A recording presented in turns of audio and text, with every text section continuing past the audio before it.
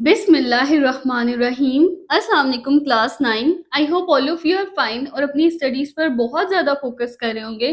तो हम अपना चैप्टर नंबर 3 द सेल पढ़ रहे थे, जिसमें हमने काफ़ी सारी ऑर्गेनाइजीज को डिस्कस कर लिया है। तो आज हम जिस ऑर्गेनाइजी को डिस्कस करने जा रहे हैं वो बड़ी सिंपल सी है, राइबोसोम। राइबोसोम जो है ना वो क्या होते हैं, उन्हें कहते हैं सेल की प्रोटीन फैक्ट्री। क्या कहते हैं? Protein factory of the cell. क्योंकि ये सेल में क्या करती हैं, प्रोटीन की सिंथेसिस करवाती हैं। अब ये होते कैसे हैं राइबोसोम? ये बिल्कुल टाइनी छोटे-छोटे से ग्रैन्युलर दानेदार से स्ट्रक्चर्स होते हैं। ये आपको डायग्राम में नज़र आ रहे होंगे, ये जो ब्लैक ब्लैक डॉट्स है ना, ये सब क्या है? ये राइबोसोम्स हैं।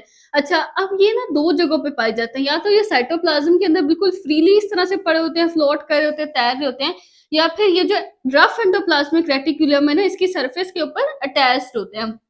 अच्छा, यहाँ पे मैं एक इम्पॉर्टेंट बात तो लिखना भूल गई कि ये जो है ना वो मेम्ब्रेन लेस होते हैं, यानी राइबोसोम्स जो हैं वो क्या होते हैं, वो मेम्ब्रेन लेस होते हैं। इनके इर्द गिर्द कोई मेम्ब्रेन नहीं होती, ये मेम्ब्रेन बाउंडेड ऑर्गेनेली नहीं है, ये विदाउट मेम्ब्रेन है। इसीलिए तो ये जो ऑर्गेनेली है ना, ये प्रोकैरियोट्स में भी होती है और यूकैरियोट्स में भी होती है, क्योंकि प्रोकैरियोट्स में मेम्ब्रेन बाउंडेड ऑर्गेनेलीज प्रेजेंट नहीं होती ना, हमने पढ़ा था।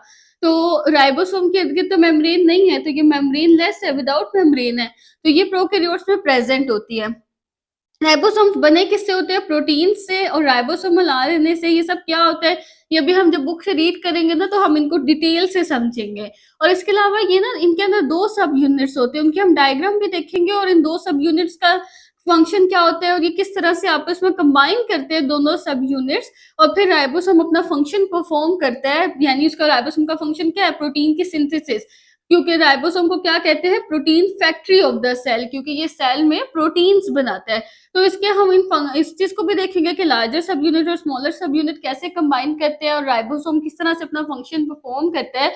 तो आप सब अपनी अपनी बुक्स ओपन कर ले, हम बुक से इस टॉपिक को रीड करते हैं और इसको समझ लेते हैं। अच्छा, तो अब हम बुक से अपने टॉपिक को स्टार्ट करते हैं, राइबोसोम्स को। और ये आपके पास पेपर में ना शॉर्ट क्वेश्चन ही आ सकता है, राइबोसोम ज़्यादा से ज़्यादा।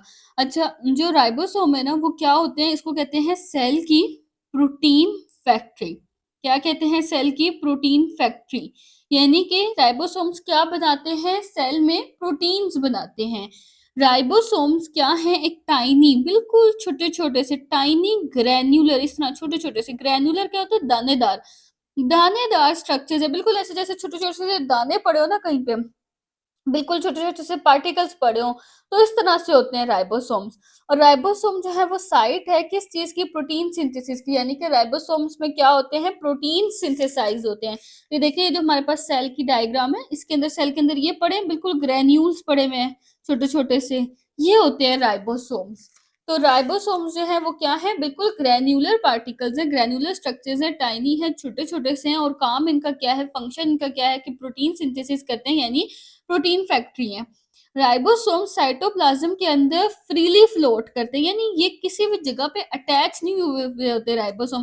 कि जैसे न्यूक्लियस हमने बताया कि सेल के अंदर सेंटर में प्रेजेंट है, एंडोप्लाज्मिक रेटिकुलम हम पढ़ेंगे तो वो उसके बाहर अटैच होता है इस तरह करके। लेकिन जो राइबोसोम्स है ना, उनकी कोई जगह नहीं है सेल में, मतलब इस तरह जगह नहीं है कि कोई एग्जैक्ट जगह नहीं है, ये फ्रीली होते हैं, फ्री फॉर्म में फिर होते हैं। मतलब कि साइटोप्लाज्म के अंदर ये कहीं पे भी अटैच नहीं होते, फ्लोट होते हैं, तैरते रहते हैं। साइटोप्लाज्म के अंदर ये फ्रीली अटैच होते हैं, फ्रीली जो है वो फ्लोट करते रहते हैं, तैरते रहते हैं। उसके अलावा जो रफ एंडोप्लाज्मिक रेटिक्यूलम है, RER, रफ एंडोप्लाज्मिक रेटिक्यूलम, उसकी सरफेस के ऊपर भी कुछ राइबोसोम्स जो है वो अटैच होते हैं। उसको रफ कहते हैं इसलिए क्योंकि एंडोप्लाज्मिक रेटिकुलम ना 2 तरह के हैं, एक रफ है और एक स्मूथ है। जो स्मूथ वाले हैं वो बिल्कुल स्मूथ सरफेस होती है क्योंकि उनके ऊपर राइबोसोम अटैच नहीं होते। लेकिन जो रफ वाले हैं ना, उनको रफ कहते हैं इसलिए क्योंकि उनके ऊपर राइबोसोम्स अटैच होते हैं। अच्छा, अभी भी मैं आपको दिखाती हूँ, ये देखें। एक तो राइबोसोम्स जो है वो फ्रीली फिर रहे हैं साइटोप्लाज्म के अंदर। दूसरा, ये न्यूक्लियस के बाहर ये आपको नजर आ रहा है, रफ एंडोप्लाज्मिक रेटिक्यूलम है। ये स्मूथ एंडोप्लाज्मिक रेटिक्यूलम है जिसके ऊपर राइबोसोम्स अटैच नहीं है। लेकिन ये वाली जो है ना, ये रफ है क्योंकि इसके स्ट्रक्चर के ऊपर आप देख सकते हैं कि राइबोसोम्स जो है वो इसके ऊपर क्या हुए हुए हैं? अटैच हुए हुए हैं। तो राइबोसोम्स जो है वो 2 उनकी लोकेशंस है। उनकी लोकेशंस क्या है? 2 हैं। ये उसकी क्या है? लोकेशंस है राइबोसोम्स की, कि एक तो वो साइटोप्लाज्म में फ्रीली फ्लोट करे, दूसरा वो रफ एंडोप्लाज्मिक रेटिकुलम की सरफेस के ऊपर भी अटैच है। और ये जो है वो राइबोसोम का क्या था, जो भी हमने डिस्कस किया था, फंक्शन, कि ये प्रोटीन की सिंथेसिस करवाते हैं। अच्छा, अब राइबोसोम की कॉम्पोजिशन क्या है कि ये बने हुए किस चीज़ से हैं? कॉम्पोजिशन ये है कि ये equal amount of protein and RNA से मिलकर बने हैं। आरएनए क्या होता है? आरएनए होता है जैसे कि डीएनए है ना, डीऑक्सीराइबोन्यूक्लिक एसिड, तो वो इस तरह से होता है डबल हेलिकल स्ट्रक्चर। लेकिन आरएनए क्या होता है? सिंगल हेलिकल स्ट्रक्चर होता है, राइबोन्यूक्लिक एसिड होता है। और डीएनए जैसे है ना, डीऑक्सीराइबो यानी इसमें एक ऑक्सीजन की क्या है? डेफिशिएंसी है, कमी है। लेकिन जो आरएनए है, इसके अंदर एक ऑक्सीजन जो है वो एक्स्ट्रा प्रेजेंट होता है, आरएनए वर्कर होता है, यानी डीएनए जो इंस्ट्रक्शंस देते हैं आरएनए वही काम करता है। तो आरएनए और प्रोटीन से मिलकर बनते हैं राइबोसोम्स, और राइबोसोम्स के अंदर जो आरएनए होता है ना, यानी वो आरएनए जो राइबोसोम को बनाने में इन्वॉल्व है, उसको क्या कहते हैं? उसको कहते हैं राइबोसोमल आरएनए। फिर हमारे पास यहाँ पे एक बहुत इंपॉर्टेंट पॉइंट है कि राइबोसोम जो है वो किसी भी मेम्ब्रेन से बाउंडेड नहीं होते, यानी ये मेम्ब्रेन लेस है, मेम्ब्रेन लेस ऑर्गेनेली है, ऐसी ऑर्गेनेली है जिसके इर्द-गिर्द कोई भी मेम्ब्रेन नहीं है। इस वजह से ये प्रोकैरियोट्स में भी पाई जाती है। हमने पढ़ा ना, प्रोकैरियोट्स में एक तो वेल डिफाइंड न्यूक्लियस नहीं होता, उसके अलावा उसके अंदर मेम्ब्रेन बाउंडेड ऑर्गेनेलीज़ नहीं होती। तो ये जो भी ऑर्गेनेलीज़ हम पढ़ रहे हैं जिनमें मेम्ब्रेन है, जैसे कि न्यूक्लियस है, माइटोकॉन्ड्रिया वगैरह है जिनके इर्द-गिर्द मेम्ब्रेन होती है, वो प्रोकैरियोट्स में नहीं पाई जाती। लेकिन राइबोसोम एक ऐसी ऑर्गेनेली है जिसके इर्द-गिर्द मेम्ब्रेन नहीं है, ये मेम्ब्रेन लेस है, इसलिए ये प्रोकैरियोट्स में भी पाई जाती है। अच्छा, जो यूकैरियोटिक राइबोसोम है, अब देखें राइबोसोम प्रोकैरियोट्स में भी हो गया, यूकैरियोट्स में भी हो गया, लेकिन दोनों के अंदर थोड़ा-सा डिफरेंस होता है, उनकी जो स्ट्रक्चर है ना और कॉम्पोजिशन में थोड़ा-सा डिफरेंस होता है। जो यूकैरियोटिक राइबोसोम होता है वो प्रोकैरियोटिक राइबोसोम से थोड़ा-सा क्या होता है? लार्जर होता है, थोड़ा-सा साइज़ में बड़ा होता है, यानी प्रोकैरियोटिक राइबोसोम जो है वो यूकैरियोटिक वाले से साइज़ में थोड़ा-सा छोटा होता है। अच्छा, एक और पॉइंट होता है कि जो प्रोकैरियोटिक राइबोसोम होता है ना, उसका साइज़ होता है 70s, और जो यूकैरियोटिक होता है उसका साइज़ कितना होता है? 80s। तो ये जो है वो इससे साइज़ में थोड़ा-सा बड़ा होता है। इसके 2 सब यूनिट्स मिलके ना 70s बनाते हैं, और इसके 2 सब यूनिट्स मिलके 80s बनाते हैं। अब 2 सब यूनिट्स क्या है वो भी हम देखते हैं कि हर राइबोसोम जो है उसके अंदर क्या होते हैं? 2 सब यूनिट्स, यानी कि 2 पार्ट्स होते हैं, उसके 2 यूनिट्स होते हैं, 2 हिस्से होते हैं।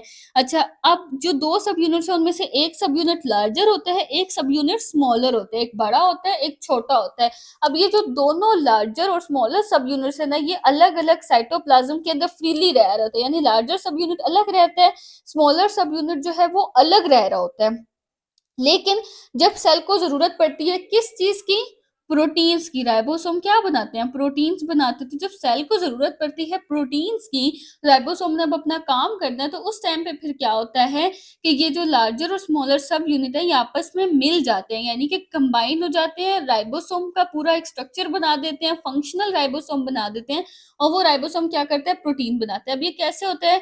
एक तो राइबोसोमल आरएनए हमने देख लिया ना, जिससे राइबोसोम बना हुआ है, एक होता है मैसेंजर आरएनए, जो कि मैसेज लेकर आता है। अब जब प्रोटीन बननी है ना, तो मैसेंजर आरएनए मैसेज लेकर आएगा कि इस तरह की प्रोटीन बनानी है। डीएनए जो है वो मैसेज देगा।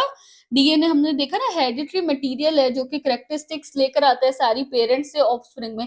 तो डीएनए वो मैसेज देगा। अब मैसेंजर आरएनए जब वो मैसेज लेकर आएगा ना, तो क्या होता है कि ये फॉर एग्जांपल ये हमारे पास एक मैसेंजर आरएनए है, ये मैसेज लेकर आ गया सेल के पास कि प्रोटीन बननी है। तो उसके ऊपर सबसे पहले जो है वो स्मॉल सब यूनिट मैसेंजर आरएनए पे, जैसे ये स्मॉल सब यूनिट है ना, ये इसके ऊपर आके स्मॉल वाला अटैच हो जाएगा, और फिर उसके बाद जो है उसी के ऊपर आके लार्जर सब यूनिट भी ऊपर आके क्या हो जाएगा? फिट हो जाएगा। इस तरह से ये स्मॉलर सब यूनिट और लार्जर सब यूनिट जो है वो मिल जाएँगे, और एक फंक्शनल राइबोसोम जो है वो बन जाएगा। और फिर राइबोसोम प्रोटीन्स बना लेगा। प्रोटीन्स बनाने के बाद प्रोटीन्स को दे देगा जहाँ पे भी ज़रूरत है साइटोप्लाज़्म वगैरह में, और उसके बाद वो दोबारा से इसके दोनों सब यूनिट्स अलग हो जाएँगे। फिर से जब ये अपना काम पूरा कर लेंगे, फिर से ये दोनों सब यूनिट्स अलग हो जाएँगे। इसी तरह ये अलग-अलग सब यूनिट्स की तरह रहना शुरू कर देंगे, और क्या नाम है, जब फिर ज़रूरत पड़ेगी तो दोबारा दोनों कंबाइन हो जाएँगे। इसी तरह जैसे एक मशीन के 2 पार्ट्स होते हैं ना, बस काम के वक़्त जुड़ जाते हैं, और काम के बाद फिर से दोनों क्या हो जाएँगे? अलग हो जाएँगे। तो ये जो दोनों सब यूनिट्स है राइबोसोम के, ये सिर्फ और सिर्फ जो है वो प्रोटीन सिंथेसिस के टाइम पे, जब प्रोटीन सिंथेसिस होनी होती है, प्रोटीन ने बनना होता है, सिंथेसिस क्या होता है? बनना किसी चीज़ का। तो जब प्रोटीन ने बनना होता है सिर्फ उस टाइम पे ये यूनाइट होते हैं, यानी इकट्ठे होते हैं, एक-दूसरे के साथ मिलते हैं, और जब इनका काम जो है वो फिनिश हो जाता है, खत्म हो जाता है, तो ये दोनों सब यूनिट्स जो हैं वो फिर से क्या हो जाते हैं, सेपरेट हो जाते हैं, फिर से अलग हो जाते हैं। अच्छा, अब यहाँ पे ना राइबोसोम की डायग्राम है, अब आप लोगों की मर्ज़ी है कि ये जो डायग्राम है, ये वैसे तो ईज़ी सी है, बनाना चाहें तो पेपर में बना लें, नहीं भी बनाना चाहें तो कोई फ़र्क नहीं पड़ता। तो ये था आज का लेक्चर, मुझे उम्मीद है कि आपके कॉन्सेप्ट्स क्लियर हो गए होंगे। अगर फिर भी कोई कन्फ्यूज़न है किसी को, तो वो कमेंट्स में मुझसे पूछ सकता है। और अगर लेक्चर पसंद आया हो तो लाइक, शेयर एंड सब्सक्राइब ज़रूर किया करें, ताकि आपको अगले लेक्चर्स की अपडेट्स मिलती रहें। तो best of luck with your studies. अल्लाह हाफ़िज़। नेक्स्ट लेक्चर में हम अपना नेक्स्ट टॉपिक डिस्कस करेंगे इंशाल्लाह।